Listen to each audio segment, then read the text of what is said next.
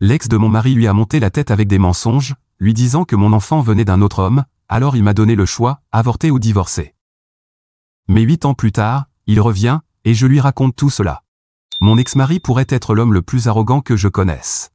Le quitter a probablement été l'une des meilleures décisions que j'ai jamais prises, et je pensais pouvoir vivre le reste de ma vie en paix. Mais le voilà de retour. Laissez-moi vous donner un peu de contexte. Il y a 8 ans, j'étais mariée et heureuse avec mon mari, Nathan. Notre relation était solide, du moins c'est ce que je croyais. Nous avions une bonne relation. Nous avons été en couple pendant 2 ans, fiancés pendant presque 1 an en préparant notre mariage, puis nous nous sommes mariés.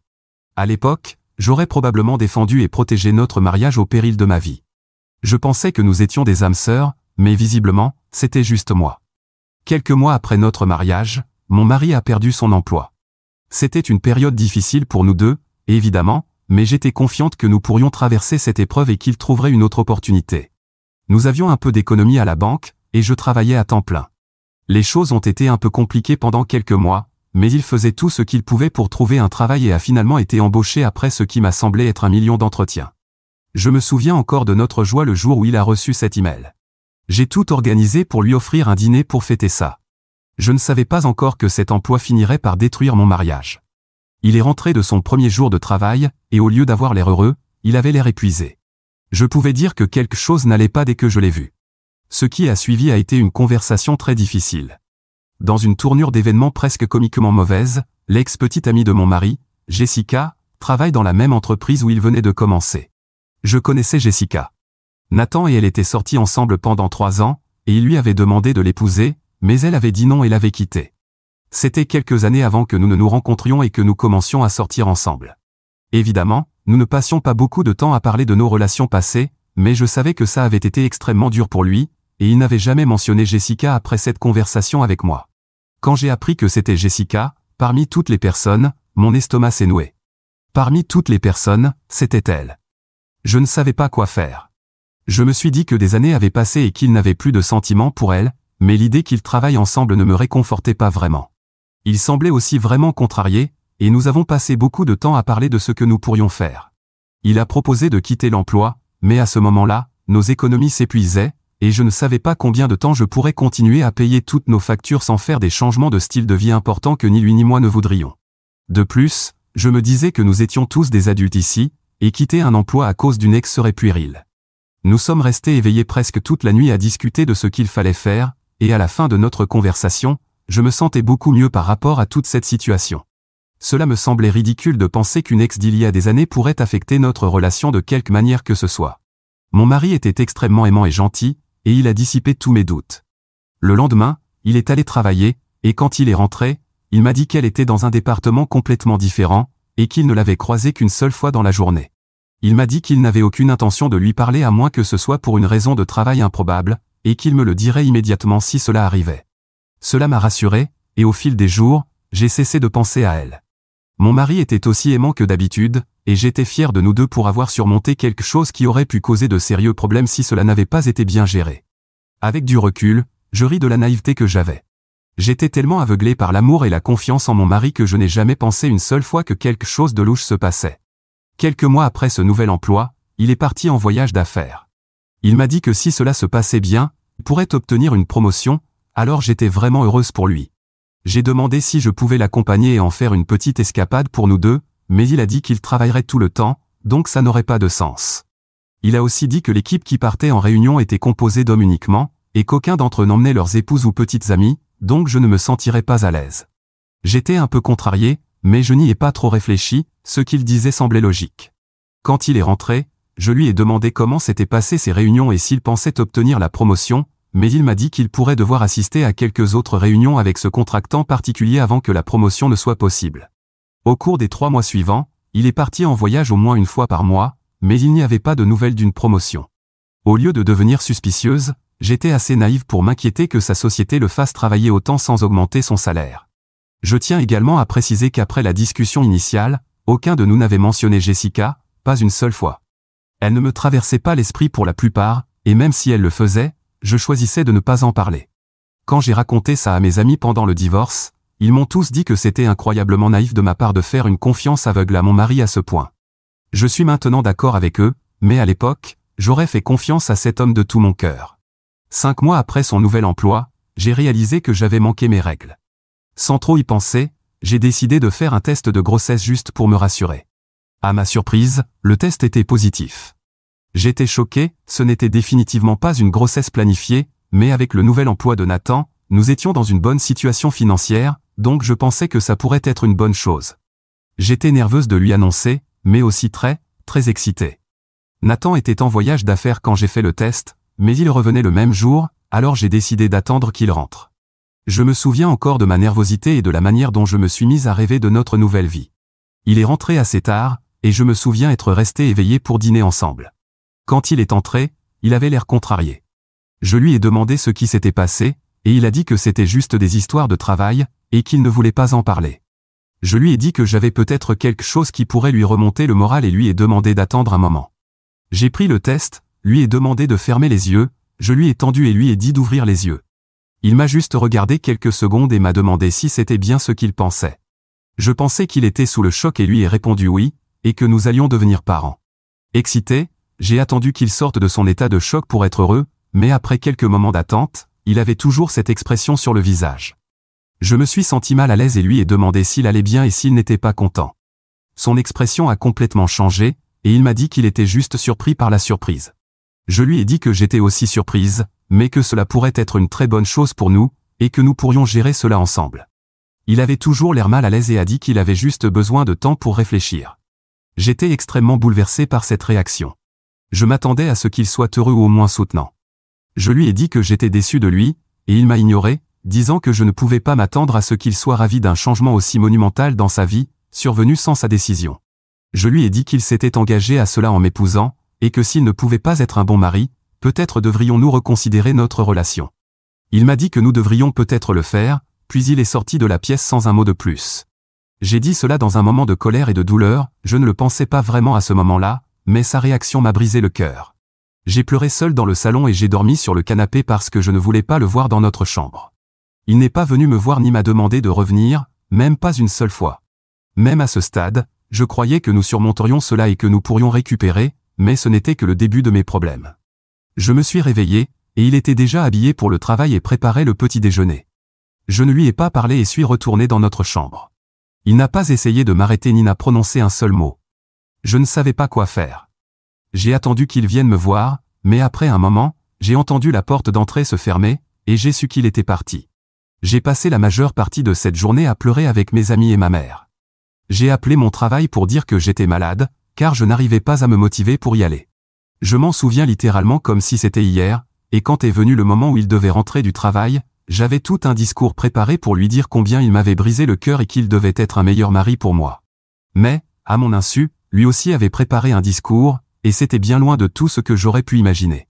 La première chose qu'il m'a dite en rentrant était « Il faut qu'on parle ». Cela m'allait, j'avais aussi besoin de parler. Je pensais avoir bien plus besoin de cette conversation que lui, honnêtement. Il s'avère qu'il avait une surprise de taille pour moi. Nous nous sommes assis l'un en face de l'autre, et sans aucun avertissement, il m'a demandé « De qui est cet enfant ?» J'étais tellement confuse, je ne comprenais vraiment pas ce qu'il voulait dire. Alors, je lui ai demandé, et il m'a reposé la même question « De qui est cet enfant ?» Je ne l'oublierai jamais. Je lui ai demandé ce qu'il voulait dire, et je lui ai dit que, bien sûr, c'était notre enfant. Qu'est-ce que cela pouvait être d'autre? Il m'a dit que nous avions déjà dépassé ce point et que je devais simplement avouer la vérité et en finir. J'ai commencé à paniquer à ce moment-là, cela a commencé à ressembler de moins en moins à une blague. Je lui ai dit encore une fois que, bien sûr, c'était son enfant, et je ne comprenais pas pourquoi il me posait ces questions. Je n'avais jamais été autre chose que loyal envers lui, et il n'avait jamais agi de cette manière auparavant. Il refusait de me regarder dans les yeux et a dit que c'était quand il se souciait encore de notre relation. Je suis presque certaine que je pleurais déjà à ce moment-là. Je n'arrêtais pas de lui dire que je l'aimais et que rien n'était plus important pour moi que notre mariage, mais il répétait la question sans cesse. Il a dû me la poser une douzaine de fois, et à chaque fois, j'étais aussi confuse que la première. Il m'a dit que si je ne pouvais pas être honnête avec lui, il n'y avait plus grand-chose à faire parce qu'il ne voulait pas élever l'enfant d'un autre homme et vivre avec un mensonge. Je sanglotais et je lui répétais que je n'avais jamais pensé à un autre homme depuis que je l'avais rencontré, et je ne comprenais pas ce que j'avais pu faire pour mériter de telles accusations. Il a dit que la façon dont je ne pouvais pas attendre qu'il quitte la maison et parte en voyage d'affaires lui avait dit tout ce qu'il avait besoin de savoir sur ma fidélité. J'étais trop confuse pour parler. Chaque fois qu'il partait au travail, j'étais triste et je me disais que je devais être une adulte et soutenir sa carrière parce que je me souvenais combien cela avait été difficile pour nous deux quand il avait perdu son emploi. J'ai arrêté de lui demander de m'emmener après les premières fois parce qu'il disait toujours qu'il était constamment occupé et qu'il n'avait pas une minute pour lui jusqu'à tard dans la nuit. J'ai cessé de l'appeler plus d'une fois par jour lorsqu'il était absent, car il ne répondait pas et m'envoyait un message disant qu'il était avec des clients. Tout ce que j'ai jamais fait, c'est de le mettre en premier, pour finalement l'entendre dire que je voulais qu'il soit loin afin de pouvoir passer du temps avec un autre homme. Cela m'a donné l'impression d'une gifle en plein visage. Je me sentais malade et pensais presque être dans un cauchemar. Je lui ai dit tout cela, et il m'a dit que je ne devais pas perdre mon temps à le faire passer pour le méchant parce qu'il était fatigué de se sentir non désiré et ne me laisserait pas le ridiculiser. Il a dit que depuis qu'il avait commencé à travailler et à voyager, j'avais été distante et je ne le faisais pas se sentir désiré. Il a dit qu'il détestait rentrer à la maison parce que je ne semblais même pas heureuse de le voir, et il avait l'impression que j'étais plus heureuse quand il n'était pas là. Je n'arrêtais pas de lui dire qu'il avait tort et que tout cela n'était qu'un malentendu. J'essayais seulement d'être une femme de soutien, et il répétait que je cachais quelqu'un et que je préférais passer du temps avec lui plutôt qu'être dans notre mariage. Je lui ai demandé s'il avait une quelconque preuve des choses qu'il disait, et il m'a dit qu'il n'avait pas besoin de preuves pour voir ce qui était évident pour n'importe qui d'un peu perspicace. Je ne savais même pas quoi répondre à cela. Je n'arrêtais pas de dire que je n'avais été avec personne d'autre. Je passais la plupart des jours, pendant qu'il était absent, à la maison, ou parfois je sortais avec des amis, et il pouvait vérifier mon téléphone s'il le voulait. Sa réponse à cela fut qu'il n'avait pas besoin de mon téléphone avec des preuves effacées. J'étais vraiment anéanti par cela. Je veux dire, que pouvais-je dire d'autre? Je lui ai demandé ce qu'il voulait que je fasse pour prouver ma loyauté. J'ai proposé un test de paternité après la naissance du bébé, même si cela tuerait mon estime de moi de dire quelque chose d'aussi dégradant. Jamais de ma vie je n'aurais imaginé proposer volontairement un test de paternité. J'ai toujours été fier de mes valeurs et de mon éthique. Quiconque me connaît aurait pu en témoigner. N'importe qui, sauf mon propre mari, bien sûr, et c'est ce qui m'a fait le plus mal. Il a dit qu'il ne pouvait pas attendre 9 mois pour une trahison, et qu'il n'allait pas aider à élever un enfant qui n'était pas le sien. Je lui ai crié dessus, lui disant que c'était son enfant, et je l'ai traité de maniaque délirant pour ne pas me croire. Il m'a dit qu'il se fichait de ce que je pensais que c'était, mais si je voulais que ce mariage fonctionne, je devais avorter. J'étais horrifié qu'il dise même cela. Je l'ai supplié de réfléchir une seconde à ce qu'il disait et combien cela semblait fou. Il n'a rien voulu entendre, alors je lui ai demandé ce qu'il ferait si je ne faisais pas cet avortement parce qu'il n'était pas question que je fasse cela. Il m'a dit que si je voulais que le mariage fonctionne, alors je devais avorter, sinon, ce serait le divorce. Je n'en revenais pas qu'il ait réellement prononcé ce mot. Je lui ai demandé s'il était sérieux, et il a dit oui. À ce moment-là, j'en avais assez. C'est comme si toute la tristesse avait disparu en entendant ces mots. Je lui ai dit qu'il était libre de faire ce qu'il voulait, mais que j'allais rester et élever mon bébé avec ou sans lui. Il m'a dit qu'il espérait que je n'avais pas couché avec un raté, puis est sorti de la maison. C'était la dernière fois que nous étions ensemble dans cette maison. J'ai reçu un texto de lui plus tard disant qu'il viendrait récupérer ses affaires. Je lui ai donné un horaire où je serais absente et lui ai demandé de partir avant mon retour. Le lendemain, j'ai rencontré mon avocat pour discuter du divorce. Nous avions acheté la maison ensemble, notre première maison, et je voulais que tout soit rapide et sans drame, tout comme Nathan. Nous avons décidé de vendre la maison et de partager l'argent à parts égales. Nous avons pris ce que nous voulions parmi les autres biens. J'ai emménagé chez ma sœur en attendant que les choses se règlent, et il est parti où il voulait. Nous n'avons pas gardé contact du tout. Personne dans notre cercle d'amis ou dans nos familles ne s'y attendait. Le nombre de fois où j'ai éclaté en sanglots en essayant d'expliquer aux gens ce qui s'était passé est ridicule. Pendant tout ce temps, son attitude n'a pas changé. Il refusait de m'écouter ou d'écouter quiconque d'autre, et il continuait d'insister sur le fait que je n'avais pas été fidèle. J'étais ami avec certaines des femmes des collègues de son bureau, et elles m'ont dit qu'il racontait que je ne voulais pas être avec lui et que je ne faisais jamais d'efforts pour notre relation. Tout le divorce me donnait l'impression d'être un événement qui arrivait à quelqu'un d'autre, ou une sorte de film que je regardais, plutôt qu'une chose que je vivais réellement. À certains moments, j'ai même commencé à croire que j'avais peut-être fait quelque chose de mal pour qu'il ressente ce qu'il disait. Plus que tout, j'avais envie d'en parler, mais il me fermait totalement la porte. Quand mon fils est né, je lui ai envoyé un message pour l'informer, mais il n'a pas répondu du tout.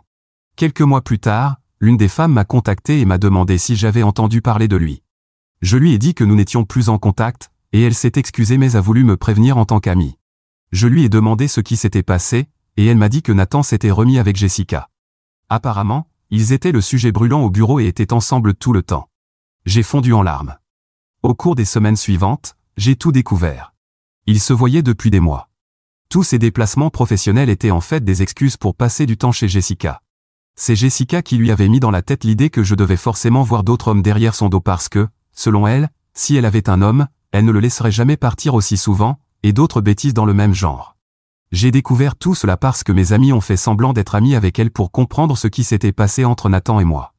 Elle se montrait extrêmement hautaine et ne semblait pas du tout avoir de remords. Honnêtement, je me sentais comme la plus grande idiote du monde. J'ai vu tous les signes et les drapeaux rouges que j'avais ignorés. Avec du recul, cela semble incroyablement évident. J'ai passé des mois dans une dépression profonde. C'était sans aucun doute la période la plus difficile de ma vie. J'ai dû quitter mon travail, et j'ai dû compter sur ma famille pour m'en sortir. Être une mère célibataire tout en faisant face à la dépression et à la culpabilité d'être un fardeau pour ma famille était extrêmement difficile, pour le dire franchement. Je suis reconnaissante d'avoir eu ma sœur à mes côtés. Je ne sais pas comment j'aurais fait sans elle, honnêtement. Avec le temps, je m'en suis remise. J'ai cessé de me préoccuper de Nathan et de Jessica et me suis concentré sur mon fils. J'ai trouvé un autre travail et me suis trouvé un chez moi. Je pensais que j'avais terminé avec mon ex-mari pour de bon, et il y a 2 ans, j'ai épousé un homme merveilleux qui me traite comme une reine. Il est la meilleure chose qui me soit arrivée, et je suis tellement heureuse que mon fils et moi l'ayons dans nos vies. Maintenant que j'ai raconté tout cela, laissez-moi vous dire pourquoi j'écris vraiment ce message. Il y a quelques semaines, j'étais sur Facebook, défilant sans but, quand j'ai reçu un message de Nathan. Nous n'avons eu aucun contact ces dernières années, donc voir son nom apparaître sur l'écran était un sentiment que je ne peux pas vraiment décrire. Je me suis demandé si je devais même ouvrir son message, mais la curiosité l'a emporté, et j'ai ouvert la discussion. Il disait qu'il essayait de me contacter, mais que mon numéro avait changé et qu'il ne savait pas où je vivais maintenant. Il a écrit un long message sur le fait qu'il avait rompu avec Jessica parce qu'elle l'avait trompé avec plusieurs hommes, et qu'il n'aurait jamais dû la laisser s'impliquer dans notre relation. Il disait qu'il pensait à moi et à notre fils tout le temps depuis 8 ans mais qu'il avait trop honte pour me contacter. Il disait aussi qu'il savait que je ne le pardonnerais jamais, mais qu'il voulait faire partie de la vie de notre fils et qu'il ferait tout pour prouver qu'il méritait d'être un père. Le message contenait beaucoup d'autres choses, mais c'était surtout des supplications pour voir son fils. Je n'arrivais pas à croire ce que je lisais, vraiment. Après toutes ces années, la justice poétique du fait que Jessica l'ait trompé après qu'il m'ait accusé d'avoir fait de même ne m'a pas échappé. C'était aussi très agréable de le voir ramper et supplier pour faire partie de la vie de mon fils, car je sais que, quoi qu'il arrive, cela n'arrivera pas. J'ai beaucoup réfléchi à ce que je devais faire. J'ai pensé à l'ignorer, à lui crier dessus, ou simplement à le bloquer, mais ensuite, le côté vindicatif de mon esprit a pris le dessus. Mon fils n'a pas de père mentionné sur son acte de naissance. J'ai choisi de ne pas inclure le nom de Nathan, et ce n'est pas comme si Nathan s'en souciait à l'époque. Légalement, il n'a aucun droit sur lui. J'ai fréquenté mon mari pendant 2 ans avant de l'épouser. Depuis, il connaît et appelle mon fils le sien. Il est le seul modèle paternel de sa vie. Il y a 1 an, pour notre anniversaire de mariage, il a officiellement adopté mon fils. Nous sommes une famille dans tous les sens du terme. Alors, j'ai laissé les pensées méchantes gagner un peu, et j'ai répondu à mon ex-mari en disant « Je ne sais pas de quoi tu parles. Mon fils n'a jamais été le vôtre depuis le début, et mon merveilleux mari l'a adopté. » Je lui ai dit que ce que Jessica lui avait fait croire il y a des années était vrai et qu'il était exactement le genre de personne qu'on tromperait. Je suis heureuse qu'il soit complètement seul maintenant, car c'est ce qu'il méritait. Je lui ai envoyé une photo de moi, de mon mari et de notre fils pour couronner le tout. Je lui ai dit de ne jamais me recontacter et les bloquer. Bien sûr, ce que j'ai dit à propos du fait que mon fils ne soit pas biologiquement le fils de Nathan n'est pas vrai, mais cela ne lui donne aucun droit sur mon enfant. Il a raté cette opportunité avant même la naissance de mon fils, et je ne pouvais tout simplement pas laisser passer l'occasion de lui faire ressentir ne serait-ce qu'une petite partie de la douleur qu'il m'a causée. J'ai raconté à mon mari ce que j'ai fait, et il a juste ri en disant que je n'avais pas besoin d'être aussi méchante. Hier soir, j'ai contacté Laura, dont le mari travaille avec Nathan, et je lui ai demandé si elle avait entendu parler de lui. Elle m'a dit qu'elle allait justement me contacter à ce sujet. Apparemment, Nathan ne va pas très bien. Il est venu plusieurs fois au travail en état d'ébriété et a failli être renvoyé. Laura ne sait évidemment pas ce que j'ai dit à Nathan, donc elle pense que c'est parce qu'il commence enfin à encaisser sa rupture avec Jessica. Ils se sont séparés il y a plusieurs mois. J'ai simplement écouté et fait semblant d'être surprise par ce qu'elle disait. Je l'ai remerciée d'être une bonne amie. Je n'ai toujours pas dit cela à mon mari, et je ne peux en parler à aucun de mes amis avant de lui en avoir parlé. Je ressens un peu de culpabilité. Peut-être ai-je été trop loin. Suis-je la méchante dans cette situation? Mise à jour 1. Salut à tous, je voulais juste dire un énorme merci pour tous vos commentaires et conseils de soutien. Cela m'a fait beaucoup de bien de lire vos expériences et perspectives. Ça fait du bien de savoir qu'il y a des gens qui soutiennent ma petite vengeance et pensent que Nathan a eu exactement ce qu'il méritait. J'ai une petite mise à jour sur toute la situation avec Nathan. Laura m'a recontacté et m'a dit qu'apparemment, il avait eu une violente dispute avec Jessica un soir où il travaillait tard au bureau. Apparemment, ils ont fait toute une scène, et plusieurs personnes les ont vus se pousser et se comporter de manière extrêmement violente. Jessica et Nathan ont tous deux été licenciés très rapidement après cela, et personne n'a entendu parler d'eux depuis. La seule chose que je ressens par rapport à la situation est que je suis contente qu'il ait dirigé sa colère vers Jessica et qu'il n'essaie pas de m'impliquer d'une manière ou d'une autre. Je ne veux pas du tout avoir affaire à lui, sous aucune circonstance. J'ai décidé de dire à Laura ce que j'avais dit à Nathan, et elle a semblé un peu préoccupée. Je veux dire, nous détestons toutes les deux Nathan pour ce qu'il a fait à mon fils et moi, mais elle pense que j'ai peut-être franchi une ligne et qu'il n'est pas nécessaire que les choses du passé l'affectent ou affectent qui que ce soit autant. Elle me dit d'ailleurs de recontacter Nathan et de lui dire la vérité. Elle m'a promis de ne rien dire à personne, mais elle pense que je devrais révéler la vérité. Je ne suis pas d'accord pour plusieurs raisons. Principalement parce que je ne tiens pas assez à lui pour mettre fin à ses souffrances, mais aussi parce que je ne veux pas qu'il se mette en colère et essaie de trouver un moyen d'accéder à mon fils. C'est peu probable, mais on ne sait jamais. Je refuse de prendre le moindre risque en ce qui concerne mon fils. Il est tout simplement trop important pour moi, et je n'ai pas assez confiance en Nathan pour laisser quelque chose comme ça passer. Ce que j'ai fait peut sembler un peu dur, mais honnêtement, il était bien trop prêt à croire que je lui mentais à propos de la paternité de notre fils quand nous étions mariés, donc je ne vois pas pourquoi cela lui paraît maintenant un coup si dur.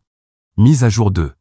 Depuis ma dernière mise à jour, j'ai beaucoup réfléchi et j'ai décidé d'avoir une conversation honnête avec mon mari à propos de tout ce qui s'est passé et de ce que Laura m'a dit. Il a été incroyablement compréhensif et soutenant, ce qui m'a fait me sentir beaucoup mieux. Nous nous sommes assis ensemble, et j'ai expliqué toute la situation en détail, y compris le message de Nathan et ma réponse. Mon mari a écouté patiemment, me tenant la main tout le long. Quand j'ai terminé, il m'a dit que, bien qu'il comprenne pourquoi j'ai fait ce que j'ai fait, il pense aussi que j'ai peut-être été un peu dur. Nous avons parlé de l'importance d'avancer et de ne pas laisser le passé affecter notre bonheur présent. Cette conversation m'a vraiment aidé à mettre les choses en perspective, et j'ai réalisé que, même si j'ai peut-être été un peu dur, je ne regrette pas de m'être défendu et d'avoir défendu mon fils. Nathan a fait ses choix, et maintenant il doit en assumer les conséquences. Cependant, il est possible que je doive travailler sur ce ressentiment que je ressens envers lui, car mon mari dit que c'est malsain, et je suis d'accord avec lui. Mais cela me concerne, tout comme ma famille. Je ne vois pas pourquoi Nathan doit en faire partie. Mise à jour 3. Je voulais partager une mise à jour rapide sur ma situation. Après avoir parlé avec mon mari, j'ai décidé de consulter un thérapeute pour travailler sur certains sentiments persistants à propos de Nathan et de toute cette histoire. Cela m'a beaucoup aidé d'avoir une perspective professionnelle et de commencer à laisser le passé derrière moi. Je fais cela pour mon mariage et non parce que je tiens à Nathan ou quelque chose du genre. Je ressens que, pour être une meilleure épouse et une meilleure mère pour mon fils, je dois complètement laisser le passé derrière moi. Certains d'entre vous avaient également suggéré une thérapie, et je dois admettre que vous aviez raison. Quant à Nathan, je n'ai plus eu de nouvelles de lui par Laura depuis la dernière fois, et je ne suis pas assez intéressé pour demander de ses nouvelles. Je me fiche de savoir comment il va, c'est un adulte, il devrait gérer ses propres problèmes. Personnellement, je vais très bien, et c'est la seule chose qui compte pour moi. Je suis contente qu'il m'ait contacté et qu'il ait eu ce qu'il méritait.